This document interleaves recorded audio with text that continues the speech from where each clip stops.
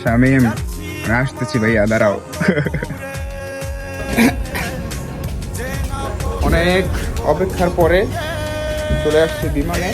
তাহলে না জানে যেতেছি, এটা হচ্ছে আরো বড় কারণ। আসসালামু আলাইকুম, সবার কি অবস্থা, কেমন আছেন? বিসমিল্লাহ। আল্লাহ, আজকে আগামীকালকে আমার বড় ভাইয়ের বিয়ে শামিমের। তো আমি সবাইকে না জানাইয়া আমি আজকে দেশে যেতেছি। তো সবাইকে একটা সারপ্রাইজ দিব। অবশ্যই এটা কেউ জানে না, তো ভিডিওটা একটু বড় হবে।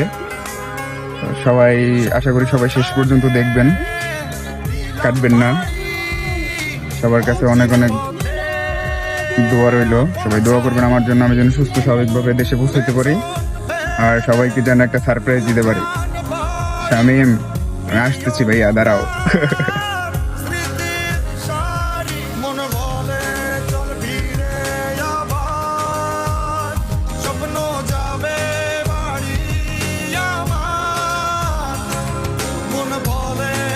তো চলে আসছি এয়ারপোর্টে।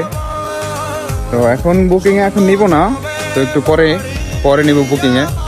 দেখেন চলে আসতেছি। অবশ্য এটা একটা ইন্টারেস্টিং জিনিস, আমি জানি না তো আমার পরিবার ভাষা সবাই কি রিয়াক্ট করবে। আমার তো বানানো দিতে পারে ভাই, রাগ করেন না আপনারা। আমি আসতেছি, অন দা ওয়ে আছি। হ্যাঁ, অন দা ওয়ে, এয়ারপোর্টে চলে আসছি। দেখাই একটু, দাঁড়ান। বছর ঘুরে দিচ্ছে রে আপন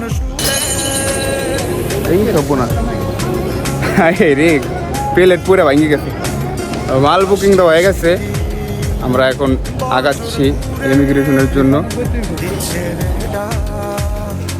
আপন সুরে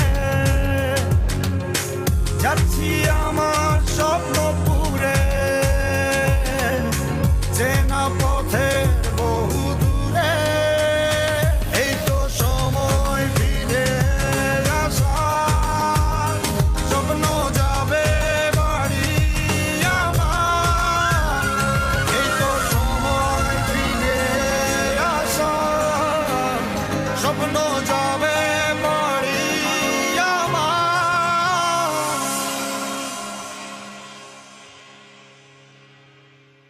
এই তো সময়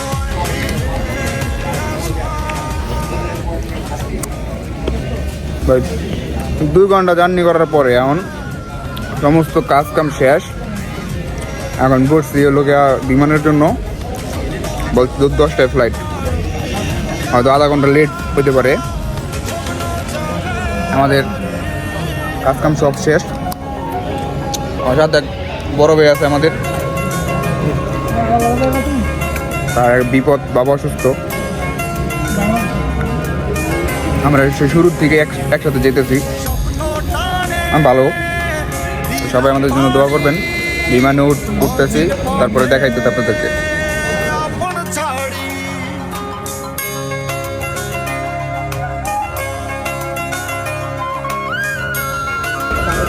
সবচেয়ে বড় কথা হচ্ছে ভাই, বিশেষ কারণ হচ্ছে 2টা আমার দেশে যাওয়ার।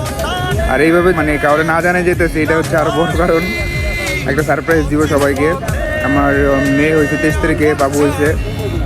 তো এটা হচ্ছে প্রথমত এটা, আর দ্বিতীয়ত বড় ভাইয়ের বিয়া, আর তৃতীয়ত যে সবাইকে না জানিয়ে যেতেছি, একটা সারপ্রাইজ দিতেছি সবাই। এটা ভাই অনেক বড় কিছু।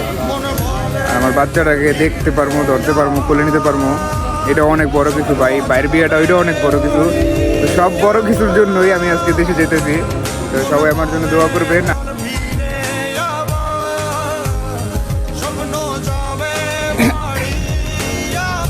অনেক অপেক্ষার পরে চলে আসছে বিমানে। বিমানে এখন উঠতে পারি নাই,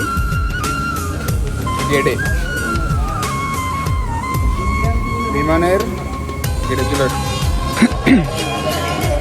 তো অনেক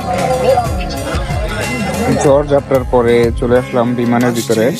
তো বেসিক্যালি ভাই অনেক জার্নি, মালয়েশিয়ার থেকে বাংলাদেশে যাওয়ার এটা একটা জার্নি, অনেক বড় লং রুট, অনেক দূর হাঁটা লাগে, দাঁড়াই থাকা লাগে। এইখানে পাস বোর্ডিং পাস করা লাগে, এটাও তো অনেক জার্নি ভাই। এখন সর্বোপরি চলে আসছি, প্লেনে উঠে বসলাম এইমাত্র। এখন 10:22-23 মনে হয় বাজে, তো 10-15 মিনিট পরে হয়তো এটা ছাড়বে।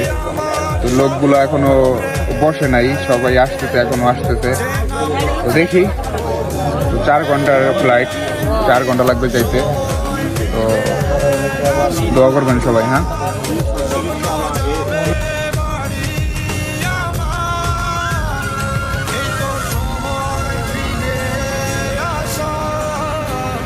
স্বপ্ন যাবে বাড়ি আমার,